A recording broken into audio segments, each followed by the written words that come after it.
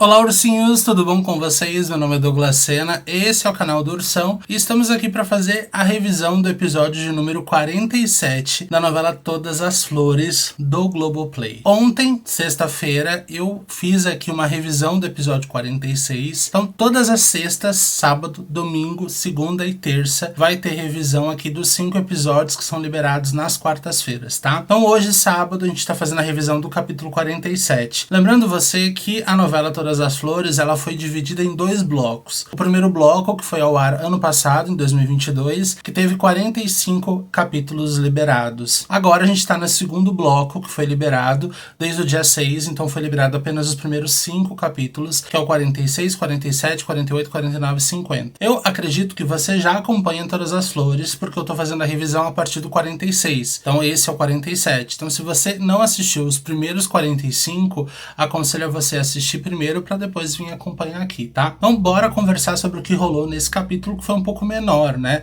Não teve 1 hora de duração, teve 40 e poucos minutos de duração, tipo um horário de série mesmo, né? Bom, começou, obviamente, com ali o Humberto e a Judite conversando sobre a paternidade do Pablo. Foi uma conversa um pouco tensa, adorei a Judite, a forma como a atriz se emocionou foi muito bom, foi uma cena muito boa, gostei da cena. Acho que poderia ter colocado mais alguns diálogos pra cena ficar um pouco mais forte. Não sei, é que talvez eu, pelo fato de gostar muito de escrever, sou uma pessoa muito autocrítica comigo mesmo quando eu tô escrevendo, eu acho que eu vejo, quando eu assisto a novela, eu vejo muito mais com esse olhar um pouco mais crítico, não que eu seja muito bom, né, muito pelo contrário. Então, às vezes eu acabo olhando assim com esse olhar um pouco mais crítico, mas eu gostei muito da cena, assim. Achei que essa parte poderia ter sido um pouco mais desenvolvida nesse episódio, mas não. Tanto é que o Humberto, ele só aparece nessa cena, nesse momento, nessa situação, e logo depois não aparece mais o capítulo inteiro. E nenhuma conversa com o Pablo teve, a Judite e o Pablo não conversaram. Depois da continuação desse momento, ela foi até a sala que o Pablo estava trancado, vamos dizer assim, ela conseguiu liberar ele questionou como ela conseguiu fazer com que o Humberto aceitasse liberar ele de uma forma amigável, sem chamar a polícia e tudo mais, e ela falou que em casa eles conversavam, só que ainda não aconteceu esse momento, pelo menos não foi nesse capítulo. Outro momento que a gente teve foi a Zoé indo lá na suposta, associação onde ela arrecada fundos para as pessoas mais pobres, que a gente sabe que isso é uma grande fachada. Ela foi lá pegar dinheiro, desesperada, porque a questão da Zoé sempre foi uma questão financeira muito grande, né? A Zoé parece a gente que é pobre, né? De fato. A gente gasta mais do que a gente deveria e depois fica desesperada. A Zoé é a mesma coisa. Então a pobreza acho que nunca saiu dela, sempre gasta mais do que pode. E ela foi lá pegar dinheiro e tudo mais, e a mulher lá falou pra ela, olha, não fica pegando muito, que depois a responsabilidade cai. Ela mandou a mulher inventar qualquer coisa, uma obra, alguma coisa que precisou desse dinheiro. E é legal porque nesse capítulo ela deixou claro como é feito, porque eles recebem muito alimento de pessoas, de ajuda de pessoas, né?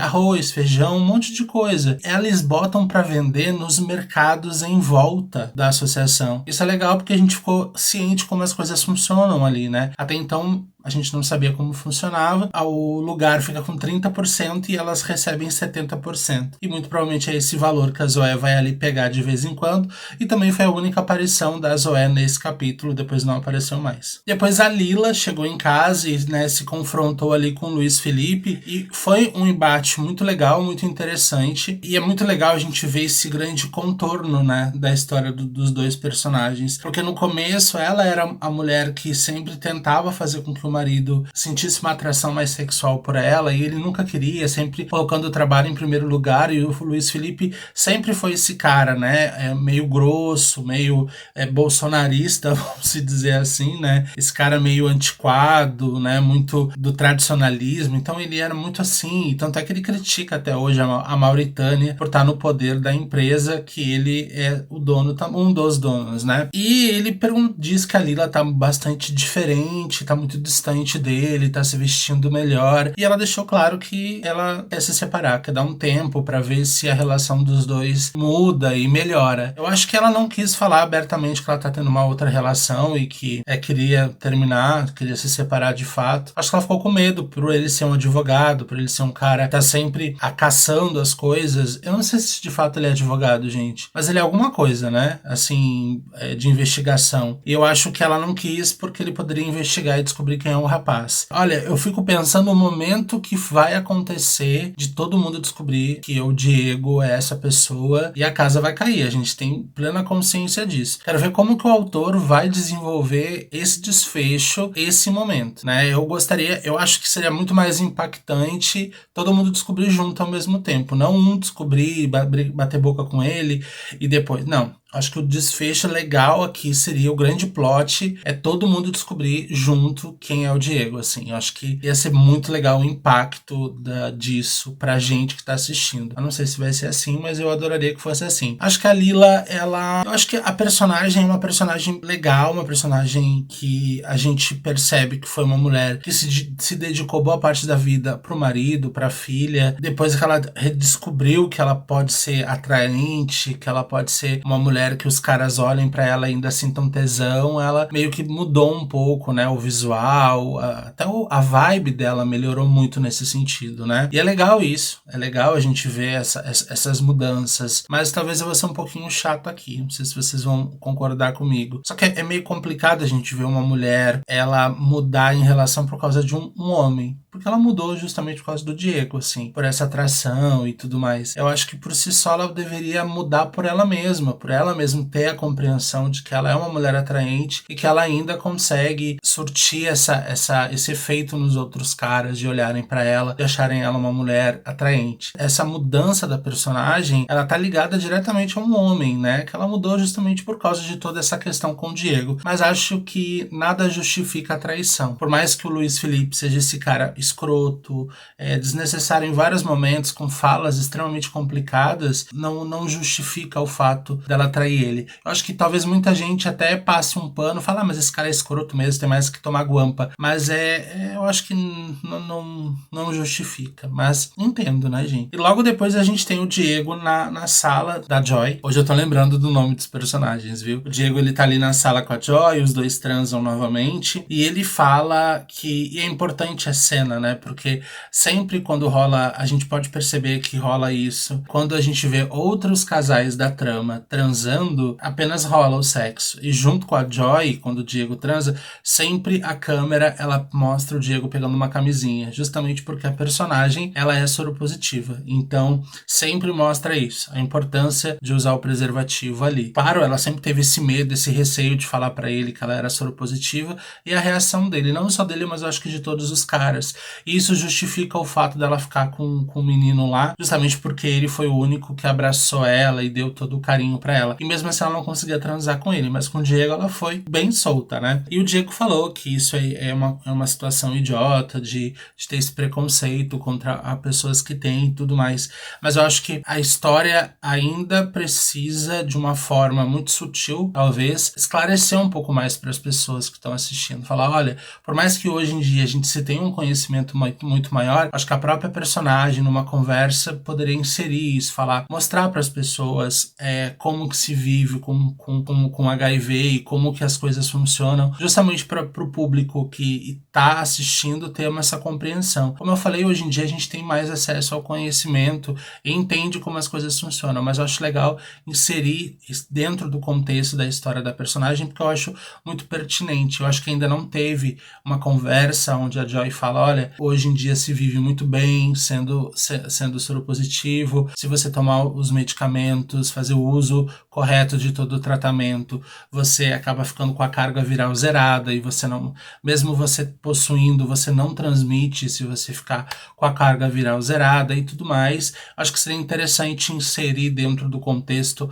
para que a gente que está assistindo consiga entender, principalmente as outras pessoas. E é uma cena muito interessante porque logo depois que eles transam, a Lila chega ali. É uma cena muito interessante e ela quer conversar com a Joy, talvez quer contar. E elas conversam, a Lila conta pra Joy que ela realmente tá conhecendo uma outra pessoa, a Joy fica feliz por ela tá feliz também, só que elas não sabem que elas estão dividindo o mesmo cara. E aí fica uma grande questão. Eu acho que, como eu falo pra vocês, eu acho que a grande sacada do João Emanuel é fazer justamente esses personagens que você gosta, mas que você tem a consciência de que eles estão fazendo coisas erradas, coisas que acabam sendo complicadas. E a gente percebe que boa parte dos personagens, eles são justamente isso. Eles são personagens que eles a gente gosta, mas ao mesmo tempo a gente compreende que eles estão fazendo merda e que não é legal, sabe? A gente tem essa consciência. E é legal a gente parar pra pensar e falar assim, nossa, eu gosto tanto do Diego, mas olha o que o Diego tá fazendo, tá destruindo uma família e tá justamente destruindo duas mulheres que não têm responsabilidade nenhuma pelo que aconteceu na vida dele. Ele deveria estar fazendo algo contra o próprio Luiz Felipe, mas fazendo isso, agindo dessa forma, ele não tá fazendo nada contra ele. Ele tá destruindo o emocional de duas mulheres que não têm responsabilidade nenhuma. Então, tipo assim, a gente fica, nossa, mas será que o Diego é tão legal assim? Ou será que, né, eu fico às vezes me questionando quando eu vejo uma cena, porque é meio que escroto da parte dele querer se vingar. Tá tudo bem, ele acha que tem que se vingar, se vingue, mas se vingue diretamente da pessoa. Ele tá usando duas mulheres que não têm responsabilidade nenhuma e vai ser muito provavelmente o psicológico delas que vão ser fudido se acontecer alguma coisa da pior forma possível, sabe? É imaginar elas que vão falar, meu Deus, eu tava ficando com o mesmo cara que a minha filha, que situação, sabe? Tipo, não vai ser legal. E é justamente, eu acho que isso é a grande sacada do João, quando ele coloca isso, chamando de João como se eu fosse íntimo, né?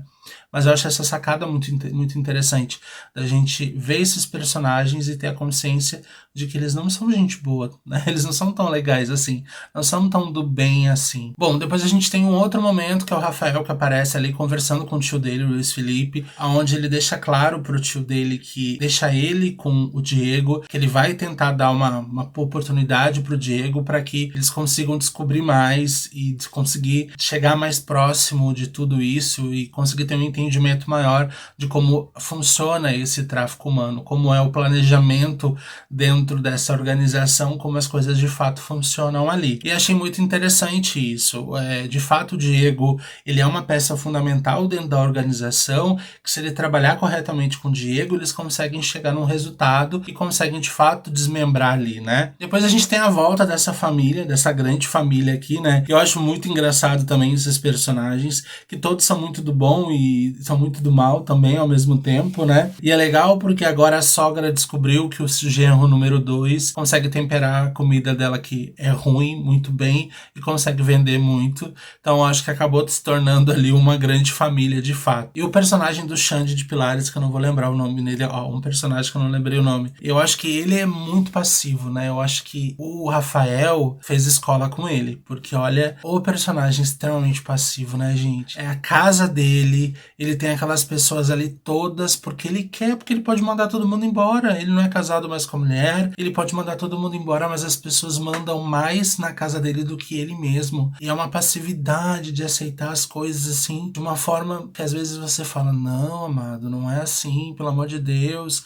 acorda pra realidade. Eu acho que o personagem vai acabar acordando um pouco pra realidade, mas eu acho que na verdade eles vão terminar, sabe do quê? Num trisal. O que eu vejo é isso que vai acabar terminando. Ela vai ficar com os dois e vai ficar num trisal ali muito do bem. E agora a gente apareceu de novo, né? O casal ali maravilhoso, que eu acho que não foi muito bem desenvolvido. Primeiro colocaram um problema, uma doença sexual, cara, que acabou levando pra comédia. Não ficou muito legal. Esse cara que ele tem esse apelo sexual, tem essa doença, né? Que eu não sei nem o nome dessa doença, mas essa questão do sexual, de querer ficar com transar e tudo mais. Mas levaram muito pro lado cômico. Eu acho que talvez aí que foi a pegada que não ficou tão legal. E tem o filho dele que é totalmente o oposto, né? Quer casar virgem, quer casar com a mulher certa e tudo mais, e tudo mais. E é até engraçado a gente ver esse tipo de coisa, porque a gente fala, meu Deus, tá perdendo tantas oportunidades e tal, mas é o jeito dele, é o que ele quer.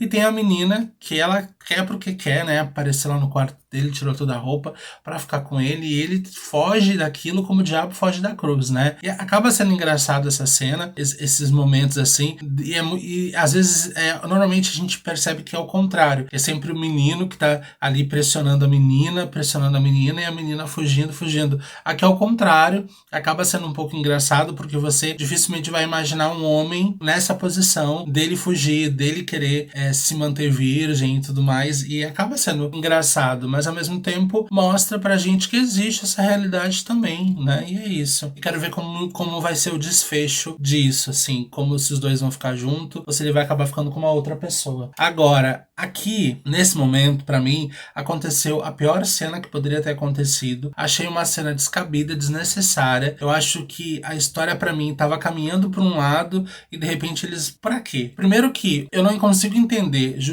por que eu questiono isso, pra vocês poderem entender. Porque foi criada uma cena, foi escrita uma cena onde o Rafael descobre que o Diego ele tá envolvido com essa facção. O Rafael coloca o Diego na parede e fala: vamos trabalhar junto, eu quero que você me mantenha informado de tudo que tá acontecendo e tudo mais. Vou te dar esse voto de confiança. Você fala: meu Deus, agora os dois vão trabalhar junto. Aí logo depois escrevem uma cena onde o Diego coloca a Débora ela na parede e fala pra ela que já tá sabendo de tudo, que o cara já contou pra ele. Tipo assim, ele revelou tudo, ele deu tudo pra ela de mão beijada. Porque agora ela já tá ciente que ele tá sabendo, ela já tá ciente que o Rafael já tá sabendo, o cara que ela mandou ameaçar. Agora ela vai o quê? Ela vai querer fazer alguma coisa contra os dois. Achei um pouquinho desnecessário, achei que de fato o Diego poderia ficar em silêncio e junto com o Rafael os dois trabalharem juntos e começarem a descobrir as coisas. Pelo menos na minha cabeça ele ia ser seguido por essa narrativa. Mas ele chegar e colocar a Débora na parede, ele bota tudo a perder, porque agora ela já tem consciência que ele tá sabendo. Então eu falo: meu Deus, então por que foi escrito uma cena que o Rafael colocou ele na parede, pediu pra trabalhar junto, e minutos depois escrevem uma cena onde ele coloca a Débora na parede e fala ela contar, sendo que ela não ia contar. E ele falar que sabe só ia piorar a situação ainda. Será que ele não parou pra pensar um pouco nisso? Não, você é burro, cara, que loucura. Complicado. E aqui também foi outra cena absurda que eu acho que eles não... Acho que o autor não para pra pensar nem um pouco nas situações. Primeiro que o Rafael pede lá pro segurança dele colocar uma câmera na sala da Vanessa, mas a câmera tem que ficar de uma forma em que ele consiga ver o que ela tá digitando no computador, principalmente senhas, essas coisas. O segurança consegue pegar a senha, dá pra ele e ele acessa ali a conta bancária dela. Primeiro que, até onde eu sei, por favor me corrigem se eu tiver errado. Por exemplo, se eu acessar a minha conta, seja ela uma conta dos bancos tradicionais ou uma conta digital, eles me pedem, se eu for fazer um acesso novo em um lugar que eu nunca acessei, primeiro que eles vão me mandar um código via e-mail ou via SMS para mim poder acessar, justamente para poder confirmar que sou eu. Principalmente se o acesso ele vai ser de um computador novo, de um aparelho celular novo, aonde eu não tenho o aplicativo no celular, aonde eu não tenho o costume de acessar no computador. Pelo menos é isso, né, gente? Pelo menos os bancos que eu uso, eles fazem isso. Se eu, por exemplo, tenho no meu celular o aplicativo de banco X e eu vou tentar acessar no celular da minha mãe ou no celular de quem for esse mesmo banco, eu vou baixar, mesmo que eu baixe o aplicativo, ou mesmo que eu acesse ele de forma virtual ali, ele vai mandar um SMS, ele vai mandar um e-mail com um código de segurança para ter certeza que realmente sou eu que estou acessando de um outro aparelho. Eu achei uma facilidade muito grande, sabe? É a mesma coisa o cofre de uma empresa onde tem fórmulas importantes de perfume não ter câmera, outra coisa absurda. Outra coisa absurda é a Jéssica, irmã do Diego, estar grávida ainda, sendo que ela ficou grávida no mesmo período que a Maíra ficou. Essa criança tem o quê? Eu tô começando a duvidar que essa facção criminosa, além de sequestrar a criança, também tem pacto com o ET, porque ela tá grávida de um ET, porque ela já tá o quê? A novela inteira grávida, essa menina. Ela faz o quê? 78 semanas que essa menina tá esperando essa criança. Primeiro que a Vanessa ficou grávida, primeiro que a Maíra. A Maíra quase teve a criança quase junto com a Vanessa. O nenê da Vanessa já tá andando quase. E o nenê da Maíra também tá quase falando. E a Jéssica não teve filho ainda. Eu acho que na fazenda, o tempo, ele deve levar menos ainda para passar. Por exemplo, uma semana na vida real é um dia na fazenda, porque não faz muito sentido pra mim. Tem coisas, furos muito grandes no roteiro. Eu quero que vocês entendam que eu amo essa novela. É porque às vezes parece que eu tô falando mal, e que eu não gosto, mas eu amo essa novela. A novela, pra mim, ela tem coisas muito mais positivas do que coisas ruins, mas óbvio que as coisas ruins também precisam ser ditas, né, gente? Não dá pra ficar passando pano também. Tem coisas pra mim que é um pouco absurda. Aí ele vai lá e descobre que a Vanessa transferiu R$500 mil pra conta da mãe dela. E ele chama a Vanessa... Eu acho assim, uns absurdos que as pessoas, esse povo, eles, além de ser o Rafael principalmente, mas não só ele, esse povo da novela, eles têm um problema muito grave, sabe de quê, gente? De ansiedade. Porque eles descobrem uma coisa, ao invés deles ficarem quietos pegando situações e anotando para ter um dossiê contra a pessoa, não. Eles descobrem algo, eles já pegam e já jogam na cara da pessoa. Diego descobriu que é uma facção de tráfico humano, ele já botou a Débora na parede, ao invés de ficar quieto e tentar buscar mais informações. Porque a Débora, sabendo que ele já sabe, não ia ajudar em absolutamente nada. Então, pra mim, foi uma cena que não precisava existir. Aí ele vai lá e me coloca a Vanessa contra a parede e questiona por que ela transferiu R$500.000 pra conta da Zoé. E como que a Zoé gastou R$500.000, gente? Assim, rapidamente. Pensando, se aqui eu gastaria também rapidamente? Não sei. Mas a Zoé também é outra, né? E foi esse o episódio. O episódio acabou com a Vanessa com aquela cara de cu dela, falando, meu Deus, como que eu vou sair dessa? E eu tenho certeza absoluta que alguma coisa ela vai inventar e vai conseguir sair, gente. Porque faltam 40 capítulos, sabe? Então não tem como as coisas acontecerem ainda. Mas eu acho que cedo ou tarde a bomba vai estourar e o Rafael vai ficar muito consciente disso. Eu só acho que a parte da Maíra tá muito lenta para as coisas acontecerem. A Maíra agora, ela tá começando a enxergar, acho que ela vai tirar ali o curativo que tem ali nos olhos dela. Acho que ela vai conseguir enxergar logo logo e vai conseguir começar a colocar os planos dela em prática. É isso, eu espero que vocês tenham gostado da análise desse capítulo, o capítulo de número 47, e eu volto amanhã, domingo, 8 horas da noite, com a análise do capítulo 48.